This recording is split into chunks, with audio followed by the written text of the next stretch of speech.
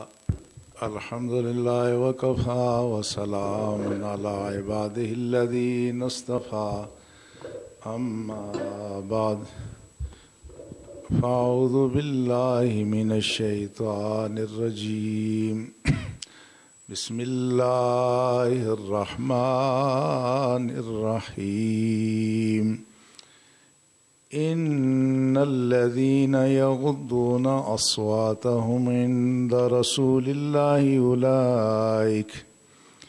أولئك الذين امتحن الله قلوبهم للتقوى لهم مغفرة وأجر عظيم آمنت بالله صدق الله مولانا العظيم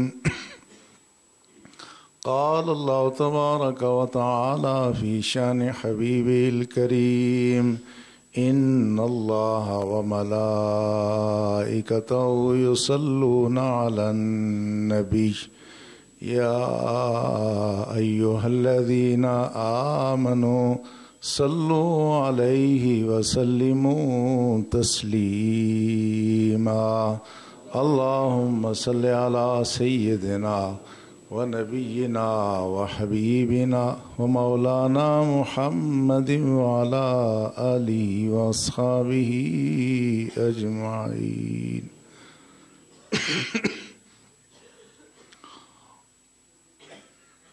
مکرم و محتشم برادران اسلام، گزشتہ جمعۃ المبارک کے موقع پر ہماری گفتگو کا اختتام اس نقطے پر ہوا تھا کہ رسول اللہ صلی اللہ علیہ وسلم پر ایمان کے ساتھ ساتھ ان کی تعظیم، ان کی تکریم، ان کی اطاعت اور ان کی دین اور اس مشن کی نصرت یعنی مدد، یہ بھی مسلمان کا لازمی فریضہ ہے۔ اور ساتھ ہی ساتھ یہ بات بھی واضح کرنے کی کوشش کی گئی تھی کہ اللہ رب العزت نے رسول اللہ صلی اللہ علیہ وسلم کی شناخت اور معرفت کائنات کی ہر مخلوق کو کرائی ہے، اور کائنات کا ذرہ ذرہ رسول اللہ صلی اللہ علیہ وسلم کی عظمت سے آشنا بھی ہے، اور ایسی چیزیں جو محبت، نفرت، پیار بلکہ احساس کی صفت سے ہی محروم ہیں، اللہ نے ان سے ان چیزوں کا اظہار کرایا ہے۔ تو یہ چیزیں خود بخود نہیں ہوئی بلکہ اللہ کی مشیت کے تابع ہوئی ہیں۔ یہ بھی بنیادی بات گزارش کی گئی تھی کہ جب کسی سے کوئی کام کرانا مقصود ہوتا ہے تو بعض دفعہ واضح حکم دیا جاتا ہے، بعض دفعہ ایک چیز باور کرا دی جاتی ہے کیسا ہو جانا چاہیے، تو مزاج شناس خود بخود ہی بغیر صریح حکم کے اس کو اپنا لیتے ہیں۔ لیکن رسول اللہ صلی اللہ علیہ وسلم پر ایمان، آپ کی اطاعت، آپ کی محبت، آپ کا احترام اور آپ کے دین کی مدد، اس میں اللہ رب العزت کی طرف سے صریح حکم بھی موجود ہیں اور امر ترغیبی بھی، یعنی جس میں رغبت دلائی گئی ہے، وہ حکم بھی موجود ہے۔ اس لیے اگر کوئی صریح حکم نہ بھی ہوتا تو پھر بھی جو ایسی چیزیں کہ جن میں محبت کا جذبہ ہی نہیں ہے، اگر وہ اللہ کے رسول سے محبت کریں تو پھر انسانوں کو اور اہل ایمان کو خود بخود پیغام جاتا ہے کہ جن میں محبت کا جذبہ نہیں ہے، ہم ان سے اپنے نبی کی محبت کے گن گانے کے لیے ماحول پیدا کرتے ہیں، تو تم تو مسلمان ہو، تم تو اہل ایمان ہو، تمہیں تو بدرجہ اولیٰ محبت کرنی چاہیے۔ ایسی چیزیں جو کسی کا ذکر نہیں کرتی، چرچا نہیں کرتی، وہ بھی اگر کر رہی ہیں تو پھر یہ پیغام ہے تمہارے لیے۔ تو اس لیے بعض دفعہ جو چیزیں صراحتاً نہیں ہوتی، ماحول سے بھی پیغام چلا جاتا ہے کہ کوئی ذات کیا چاہتی ہے، کسی کی کتنی عزت کی جائے، کسی کا کتنا احترام کیا جائے۔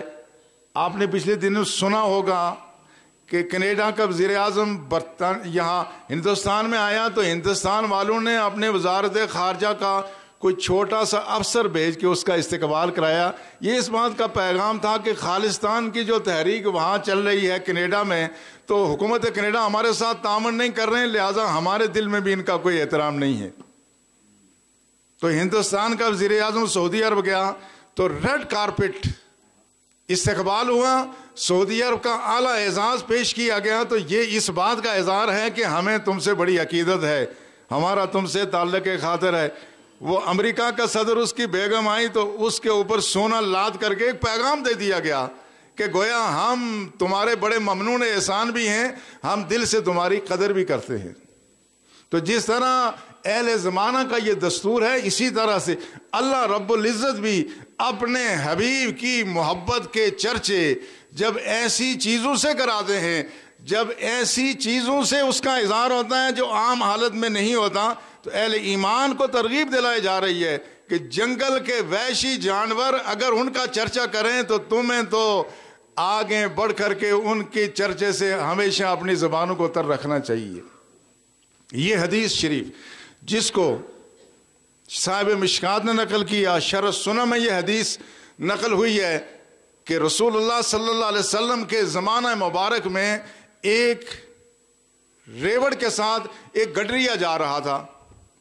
تو جاتے جاتے کسی بھیڑیے نے اس کے گریوڑ پہ حملہ کیا، ایک بکری کو لے کے بھاگ گیا. تو گڈریا اس کے پیچھے بھاگا، چروایا اور اس سے وہ بکری چھڑا دی. جب وہ بکری چھڑائی تو وہ جس طرح ہوتا ہے نا، اس طرح کی چیزیں جب وہ مایوس ہو جائیں تو اپنا دم نیچے کر کے بیٹھ جاتی ہیں. تو وہ بھیڑیا ایک جگہ اونچے ٹیلے پر بیٹھ گیا اور بیٹھنے کے بعد وہ کیا بولا؟ اس نے اس چروائے سے کہا کہ خدا نے جو میرے لیے روزی رکھی تھی میں وہ لے رہا تھا، تو نے وہ میری روزی مجھ سے چھین لی. تو وہ گڈریا حیران ہو گیا. اس نے کہا آج سے پہلے میں نے بھیڑیوں کو بولتے ہوئے نہیں دیکھا، یہ بھیڑیا کیسے بول رہا ہے؟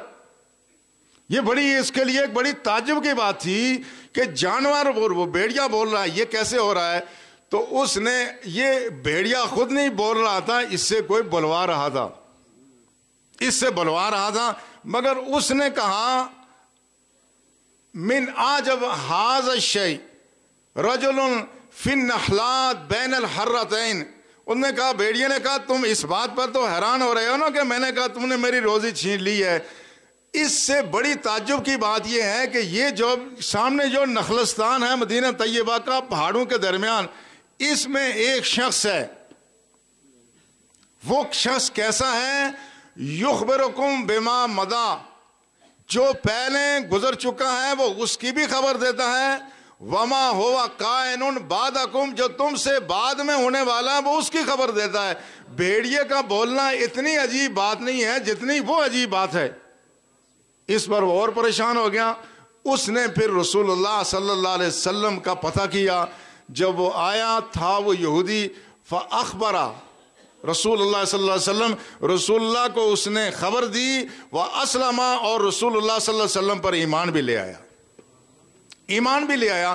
مگر بھیڑیے نے کیا بات کہی تھی؟ بھیڑیے نے یہ کہی تھی کہ وہ ایسا شخص ہے جو پچھلے زمانے کی خبریں بھی دیتا ہے، بعد کے زمانے کی بھی خبریں دیتا ہے. تو پھر رسول اللہ صلی اللہ علیہ وسلم نے بعد کے زمانے کی خبر دی. رسول اللہ نے اس سے مخاطب ہو کر کے یہ کہا، انہا امارات من بینکم من بین ید الساع. رسول نے فرمایا یہ جو بھیڑیا بول رہا ہے یہ بھی قیامت کی علامات میں سے ایک علامت ہے. ایک زمانہ ایسا آئے گا کہ یہ جانور بھی بولیں گے.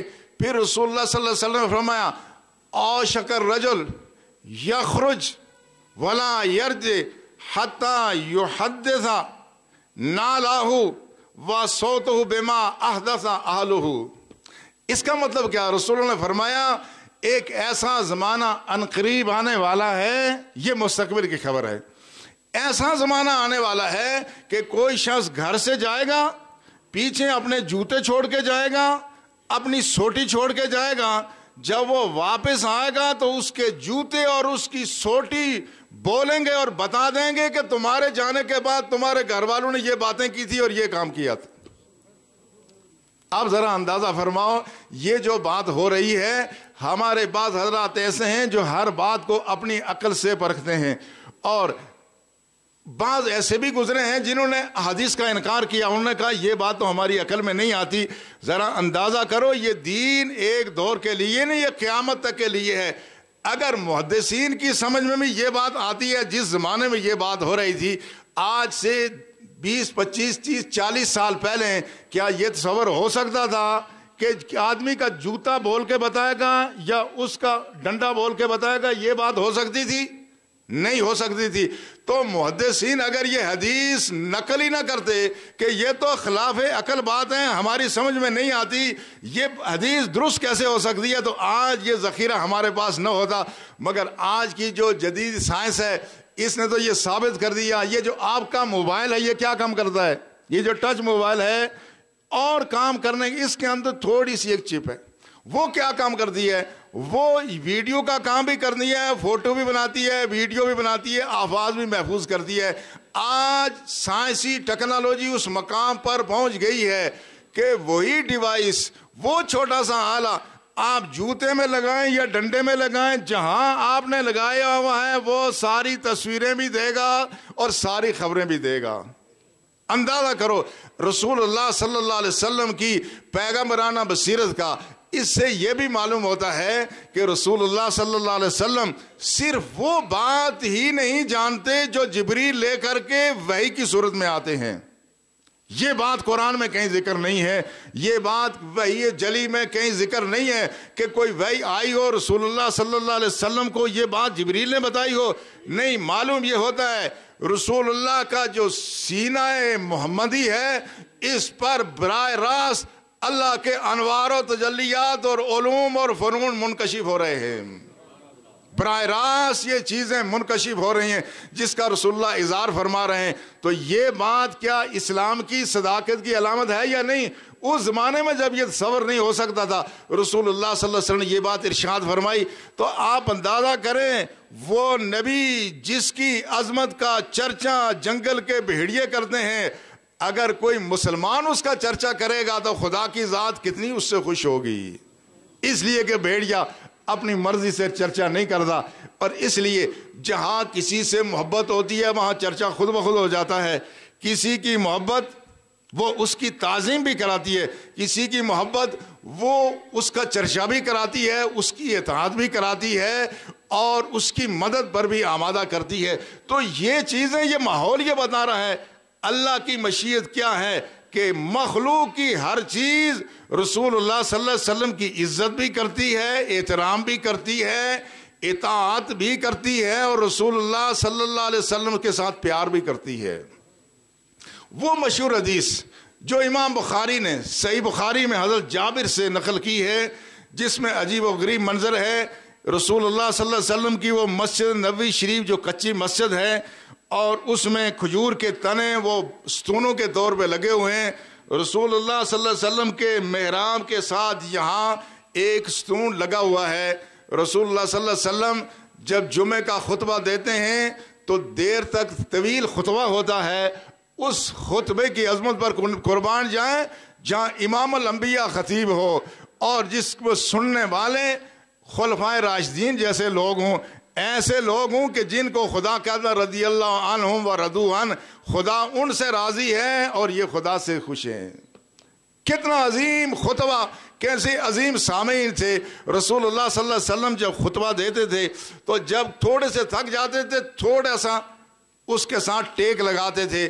ایک خاتون نے کہا یا رسول اللہ میرا غلام اور نوکر ہے، یہ بڑھے ہی ہے، اگر آپ اجازت دیں تو میں آپ کے لیے ممبر نہ بنوا دوں۔ رسول اللہ صلی اللہ علیہ وسلم نے ممبر کی اجازت دی۔ جب وہ ممبر بنا، جمعہ کا دن آیا، اب وہاں یہاں پر وہ ستون ہے، یہاں پر ممبر رکھ دیا گیا۔ تو رسول اللہ صلی اللہ علیہ وسلم فاستوى علیہ، رسول اللہ صلی اللہ علیہ وسلم جمعے کا خطبہ دینے کے لیے پہلے کھڑے ہو کر خطبہ دے کر اس پر ہاتھ رکھتے تھے۔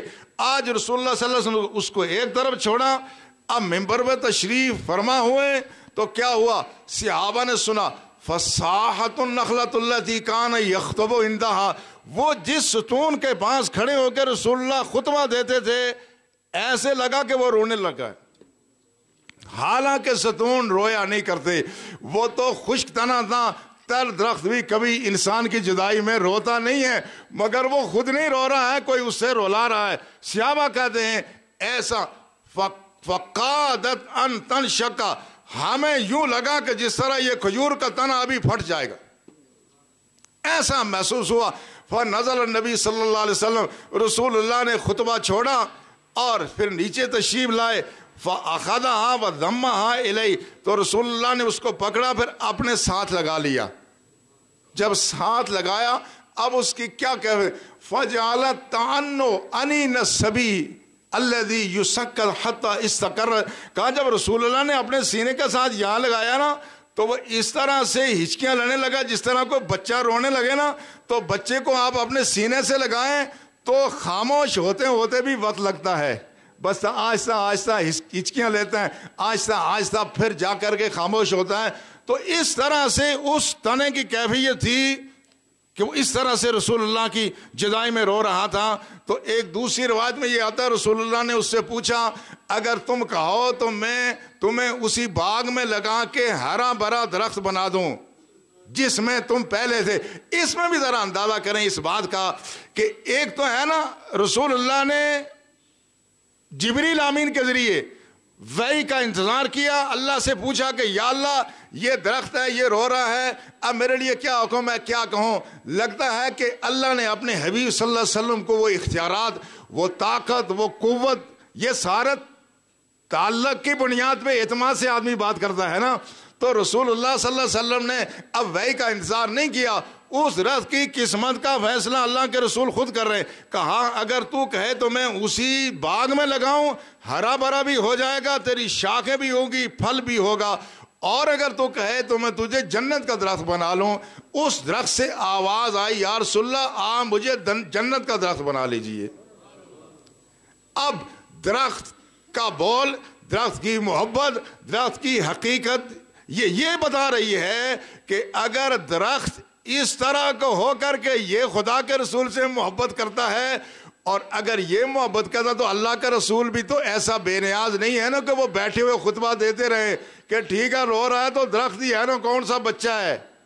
اللہ کے رسول کو یہ گوارا نہیں ہوا۔ اگر درخت محبت کرے تو وہ بھی اللہ کے رسول سے فیض پاتا ہے۔ اہل ایمان تم محبت کرو گے تو تم کتنا فیض پاؤ گے، خود بخود اس چیز کا اندازہ ہو جانا چاہیے۔ اور پھر جب رسول اللہ صلی اللہ علیہ وسلم کی ذات گرامی ایسی ہے، یہ درختوں کا محبت کرنا، یہ چوپاؤں کا محبت کرنا، کنکریوں کا کلمہ پڑھنا، اور رسول اللہ صلی اللہ علیہ وسلم احد پہاڑ کے لیے گزرتے ہوئے آپ نے فرمایا جبل احد یحبنی وانا احبہ، کہا یہ احد پہاڑ بھی ہم سے محبت کرتا ہے، میں اس سے محبت کرتا ہوں۔ یہ سارا کچھ کیوں ہے؟ یہ اس لیے ہے کہ اللہ رب العزت خود رسول اللہ سے محبت فرماتے ہیں۔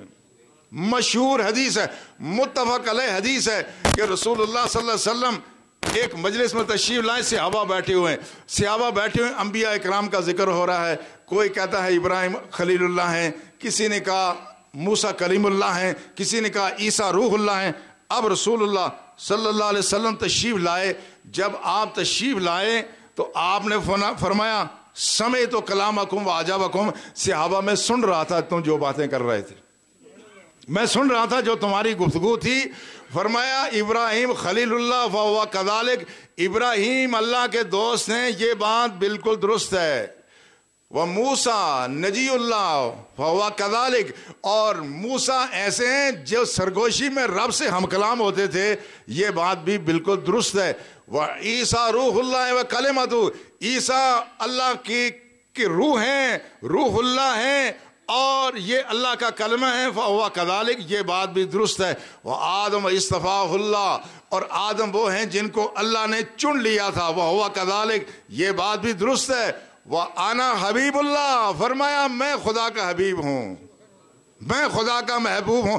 اس پر ذرا سوچو، جس سے رب محبت کرتا ہے، یہ تو ہمارے اعزاز کی بات ہے نا، بندہ اس سے محبت کرے، یہ اعزاز ہے۔ پھر آپ نے فرمایا یاد رکھو انا حامل لواء الحمد یوم القیامہ وآدم ومن دونہ تحتہ، فرمایا یاد رکھو بروز حشر جو لواء الحمد کا جھنڈا میرے ہاتھ میں ہوگا اور آدم علیہ السلام اور سارے انبیاء میرے جھنڈے کے نیچے ہوں گے.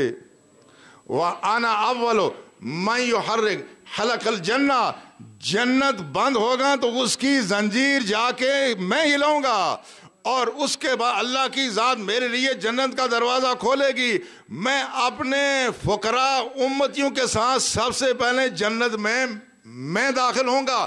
وَأَنَا أَوَّلُ شَافِعٍ وَأَنَا أَوَّلُ مُشَفَّعٍ میں پہلا شخص ہوں گا جو بروز حشر جب سارے کانپ رہے ہوں گے میں خدا کے سامنے بندوں کے لیے سفارش کروں گا, میں شفاعت کروں گا. وَأَنَا أَوَّلُ مُشَفَّعٍ میری شفاعت رائگاں نہیں جائے گی, خدا میری شفاعت قبول کرے گا. وَأَنَا أَكْرَمُ الْأَوَّلِينَ وَالْآخِرِينَ میں پہلوں اور بعد جتنے آ رہے ہیں خدا نے مجھے سب سے زیادہ معزز کیا ہے. اس پر ذرا توجہ فرمائیں. آگے بڑھنے سے پہلے آج چونکہ یہ پہلا دوسرا جمعہ ہے تو اس لیے مسجد شریف کی تعمیر کے حوالے سے اندر حال میں لیاقت خان صاحب, برآمدہ سین میں حافظ دانش صاحب, اوپر حال میں پٹھان سلطان خان صاحب, آخری جتوے نصیر خان صاحب آپ کے پاس آئیں گے, ان کے ساتھ آپ تعامل فرمائیں. تو اب عرض کرنے کا مدعا کیا ہے؟ عرض کرنے کا مدعا یہ ہے کہ جب اللہ جل شانہ کسی ذات سے محبت کرے تو پھر باقی لوگوں کے لیے تو اعزاز ہے نا کہ جس سے اللہ محبت کرتا ہے ہم بھی اس سے محبت کرتے ہیں. یہ بڑے اعزاز کی بات ہے. اور سچی بات یہ ہے جنہوں نے اللہ کے رسول پر ایمان لانے کے بعد ان سے محبت بھی کی, ان کا احترام بھی کیا, ان کی نصرت بھی کی اور ان کی اطاعت بھی کی, خدا نے ان کو دنیا میں بڑا احترام دے دیا ہے, بہت احترام ملا ہے جس نے بھی ایسا کیا ہے. لہذا اللہ کے رسول کی محبت یہ کوئی آر نہیں ہے, یہ تو اعزاز ہے. اللہ کے رسول کی محبت کا چرچا کرنا, ان کا ذکر کرنا یہ آر کی بات نہیں ہے, یہ عزت اور اعزاز کی بات ہے. اس لیے قائد اعظم محمد علی جناح جنہوں نے لنکن ان میں جا کے داخلہ برطانیہ میں اس لیے لیا تھا کہ اس لا کالج کے مین گیٹ پہ رسول اللہ کا نام عظیم قانون دانوں کے ساتھ لکھا ہوا تھا, اور یہ جس شخص نے وہاں جب داخلہ لیا تو قائد اعظم اکثر کہتے تھے, انگریزی میں کہتے, زیادہ انگریزی بولتے, کہتے I am proud that I am Muslim. کہتے ہیں مجھے مسلمان ہونے پر فخر ہے, مجھے مسلمان ہونے پر فخر ہے. اہل ایمان مسلمان ہونے پر ہمیں فخر ہونا چاہیے. ہم فنڈامنٹلسٹ اور بنیاد پرست نہیں ہیں, ہم خدا پرست ہیں, اور ہمیں خدا پرست ہونے پر ہمیں فخر ہونا چاہیے. اور سچی بات یہ ہے خدا کے رسول کا جو محب ہے اس کی اتنی قیمت ہے, اس کا اتنا درجہ اور مقام اس دنیا میں ہے کہ ساری دنیا مل کر کے اس کو خرید نہیں سکتی. اس لیے تو انگریز جناح کے لیے کہتا ہے جناح از unpurchasable man in the world. کہتا ہے یہ جناح ناقابل فروخت شخص ہے, اس جناح کو خریدا نہیں جا سکتا. ٹھیک ہے اس سنت کی اتباع میں کوئی کمی ہوگی, مگر محبت رسول کا جو فیضان ان کو ملا اس کا نتیجہ کیا ہوا کہ انمول ہو گئے. آج بھی جو شخص اللہ اور اللہ کے رسول کے ساتھ محبت کرتا ہے وہ انمول ہو جاتا ہے, اور جو اللہ اور اللہ کے رسول کی محبت سے جس کا دل خالی ہو جائے وہ دنیا میں بڑا بے وقت ہو جاتا ہے. گلی گلی بکتا ہے, بار بار بکتا ہے, کوڑیوں کے دام بکتا ہے, اس کی کوئی قدر و قیمت نہیں ہوتی. اس لیے سورہ حجرات میں اللہ جل شانہ نے ایک اور ترغیبی حکم دیا. اللہ نے ارشاد فرمایا ان الذین یغضون اصواتهم عند رسول اللہ اولئک الذین امتحن اللہ قلوبهم للتقوی لهم مغفرۃ واجر عظیم. فرمایا یہ لوگ جو رسول اللہ کے ساتھی ہیں نا, وہ لوگ جو رسول اللہ کی محفل میں بیٹھتے ہیں, یغضون اصواتهم اپنی آوازوں کو رسول اللہ کے سامنے پس رکھتے ہیں. ان کا مقام کیا ہے؟ امتحان اللہ قلوبہم للتقوی, اللہ نے ان کے دلوں کو تقوی کے لیے خالص کر دیا ہے, خالص کر دیا ہے. اور اس سے پہلی آیتوں میں یہ فرمایا وہ لوگ جو اللہ کے رسول سے اپنی آوازوں کو بلند کر دے, اولئک الذین حبطت اعمالہم, یہ کون سے لوگ ہیں؟ یا الذین آمنوا لا ترفعوا اصواتکم فوق صوت النبی ولا تجہروا لہ بالقول کجہر بعضکم لبعض ان تحبط اعمالکم وانتم لا تشعرون. کہا اہل ایمان نبی کے ساتھ ایسی بے تکلفی سے بات نہ کرو جتنے آپس میں کرتے ہو. ان تحبط اعمالکم، تمہارے اعمال ضائع ہو جائیں گے اور تمہیں اس بات کی خبر بھی نہ ہوگی. جب یہ آیت نازل ہوئی صحابہ سہم گئے، ابوبکر صدیق سہم گئے، عمر فاروق سہم گئے. حضرت عمر فاروق نے عرض کیا یا رسول اللہ خدا کی قسم میں کبھی آپ کے سامنے اب اونچی آواز سے بات نہیں کروں گا. مگر ایک صحابی تھے ثابت بن قیس جن کا نام تھا، وہ 2 دن ہو گئے مسجد میں نہیں آئے. رسول اللہ نے پوچھا وہ ثابت کدھر گیا؟ عرض کیا گیا یا رسول اللہ ثابت اپنے گھر میں وہ کنڈی لگا کر کے مسلسل رو رہا ہے، کوئی پتہ نہیں کیا وجہ ہے. فرمایا اس کو بلاؤ. ثابت بن قیس کو بلایا گیا، پوچھا یا رسول اللہ، آپ نے فرمایا بتا کیا وجہ ہے، کیوں رو رہے؟ اس نے کہا یا رسول اللہ میری آواز قدرتی طور پہ بلند ہے، مجھے لگتا ہے میری زندگی کے سارے اعمال ضائع ہو گئے ہیں اس لیے رو رہا ہوں. میری آواز ہی بلند تھی، نہ جانے میں نے کتنی دفعہ آپ کے سامنے بلند آواز میں گفتگو کر لی ہوگی، میں تو اپنے مقدر پر پچھتا رہا ہوں. تو رسول اللہ صلی اللہ علیہ وسلم نے فوراً ایک بات فرمائی. دیکھو علم نبوت کا اندازہ کرو، یہ کوئی لمبی چوڑی بات نہیں ہے کہ تحقیق اور تفتیش کی جائے، وحی کا انتظار کی جائے، نہیں، وہ رسول اللہ کی ذات گرامی پر مسلسل اللہ کی طرف سے وحی کا نزول، وحی خفی کا نزول مسلسل ہو رہا ہے. آپ نے فرمایا اما تردا ان تعیش حمیدہ، کیا تجھے یہ پسند نہیں ہے کہ دنیا میں رہو تو عزت سے رہو، وان تقتل شہیدہ، اور جب مرو تو شہادت کی موت مرو، وان تدخل الجنہ، اور جب دنیا سے جاؤ تو جنت میں جاؤ. 3 خوشخبریاں دی کہ زندگی میں رہو گے تو عزت سے رہو گے، اور شہادت کی موت ہوگی، اور جنت میں داخل ہوگے. اب انہوں نے بڑی عزت کی زندگی پائی. رسول اللہ صلی اللہ علیہ وسلم کا وصال ہو گیا. جب جنگ یمامہ کا موقع آیا، جب مسلمانوں نے مسیلمہ کذاب جس نے جھوٹی نبوت کا دعویٰ کیا تھا اس کے خلاف جہاد ہو رہا تھا، حضرت ثابت بن قیس وہاں لڑتے ہوئے شہید ہو گئے. تو رسول اللہ کی دوسری پیشن گوئی بھی ان کے حق میں صحیح ثابت ہو گئی. تیسری بات آخرت سے متعلق ہے کہ وہ جنتی اللہ کے رسول کے صحابی تو ہیں، اس وجہ سے بھی جنتی ہیں، مگر اس کی تصدیق مزید ہوئی. اس روایت کو علامہ ابن قیم نے کتاب الروح میں ذکر کیا ہے. جب ان کی شہادت ہو گئی اسی رات انہوں نے ایک اپنے ساتھی کو خواب میں بتایا کہ میرے جسم پر جو خوبصورت زرہ تھی، اس زمانے میں لڑائیوں میں زرہ پہنی جاتی تھی، کہا وہ فلاں شخص جو اس پڑاؤ کے فلاں جگہ خیمہ ہے، اس خیمے کے بعد گھوڑا چڑھ رہا ہے، اس کا گھوڑا رسی سے بندھا ہوا ہے، اس شخص نے میری زرہ چھپائی ہوئی ہے، ایک دیج کے نیچے چھپائی ہوئی ہے، اس کے اوپر کجاوا رکھا ہوا ہے.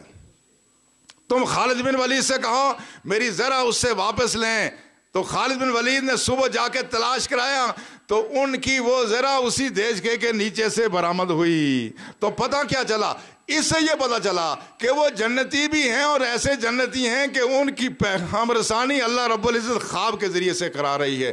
پھر انہوں نے خواب میں یہ کہا تھا ابوبکر صدیق رضی اللہ تعالیٰ عنہ کو مدینہ طیبہ میں جا کے بتانا میرے ذمہ کچھ قرضہ ہے، وہ قرضہ ادا کرو. جب گئے یہ واپس لشکر گیا، ان کا قرضہ بھی ادا ہوا اور کہا میرے غلام بھی آزاد کر دینا. دیکھا آپ نے جس شخص نے اس آیت کا مصداق اپنے آپ کو سمجھا کہ بے ادب میں ہی ہو گیا، خدا نے اس کا مقام و مرتبہ کتنا بلند کر دیا ہے، خدا نے کتنا بلند تر مقام کر دیا ہے. لہٰذا یہ جتنی عظمتیں ہیں، جس طرح اسلام کے 5 ارکان ہیں، کون کون سے؟ کلمہ طیبہ، نماز، روزہ، حج، زکوٰۃ، اسی طرح سے اس کے اعتقادی طور پر بھی عملی طور پر 4 اور خصائص بھی ہیں. مسلمان کا وزن انہی 5 اوصاف کی بنیاد پر ہوتا ہے. پہلی بات وہی کلمہ ہے، دوسری محبت رسول، تیسرا احترام اور ادب رسول، اور چوتھا اتباع رسول، اور 5واں نصرت رسول. یہ وہ 5 اصول ہیں کہ انہی اصولوں کی بنیاد پر مومن کا وزن ہوتا ہے کہ یہ کہاں کھڑا ہے. یہ 5 اوصاف ہیں، اور یہ 5 اوصاف وہ ذات جس کو صحابہ میں افضل البشر بعد الانبیاء کہا جاتا ہے کہ یہ ذات انبیاء کے بعد سب سے زیادہ افضل بشر ہے. وہ کون ہے؟ حضرت ابوبکر صدیق رضی اللہ تعالی عنہ یہ وہی صحابی ہے جو اس آیت کے نزول پر آپ نے بھی جا کر رسول اللہ سے عرض کیا یا رسول اللہ اس رب کی قسم جس نے آپ پر قرآن نازل کیا ابو بکر اب اونچی آواز سے آپ کے سامنے بات نہیں کرے گا. صرف یہی نہیں کہ خود اس بات کا اہتمام کیا, اور روح المانی میں یہ بات تفسیر روح المانی میں موجود ہے کہ حضرت ابوبکر صدیق نے کیا اہتمام کیا. فارسل الی الناس الذین یاتون بالمدینہ من یعلمہم کیف یسلمون. حضرت ابوبکر صدیق نے آدمی تیار کیے ہوئے تھے. جب پتہ چلتا تھا کہ مدینہ طیبہ میں باہر کے کچھ لوگ آئے ہوئے ہیں, آ رہے ہیں, ابوبکر صدیق بھیجتے تھے لوگوں کو ان کے پاس, ان کو بتاتے تھے کہ تم رسول کے بارگاہ میں آ رہے ہو, تمہیں سلام کیسے کرنا ہے. وَيَأْمُرُهُمْ بِالسَّكِينَةِ وَالْوَقَارِ, ان کو وہاں تربیت دے کے لاتے تھے کہ اللہ کے رسول کی محفل میں آ رہے ہو, یہاں بڑے وقار کے ساتھ ادب اور احترام کے ساتھ رہنا ہے. اس لیے حضرت ابوبکر صدیق نے جو سب سے عظیم مرتبہ پایا وہ کس بنیاد پر پایا؟ محبت کی بنیاد پر, اطاعت کی بنیاد پر, ادب کی بنیاد پر اور ایثار کی بنیاد پر. یہ اس لیے ابھی پرسوں 22 جمادی الثانی حضرت صدیق کا یوم وصال ہے. میں انشاءاللہ آئندہ جمعۃ المبارک میں ان کے کردار کی وہ عظمتیں, وہ چیزیں نکال کے آپ کو بتاؤں گا کہ ابوبکر صدیق کی محبت کس درجے کی تھی, آپ کی اطاعت کس درجے کی تھی, آپ کا ایثار کس درجے کا تھا. اس لیے افضل البشر بعد الانبیاء ان کو یہ لقب ملا. اللہ ہمیں توفیق عطا فرمائے جہاں تک ہو سکے اللہ کے رسول کے ساتھ محبت بھی کریں, اللہ کے رسول کا دل سے احترام بھی کریں, اللہ کے رسول کے دین کی مدد بھی کریں جہاں درکار ہو, تاکہ یہ جو عارضی زندگی ہے اس کا جب اختتام ہو تو اللہ تعالی ہمارا اگلا جہان اس جہان سے بہت اچھا کرے. وما علینا الا البلاغ. سنت اور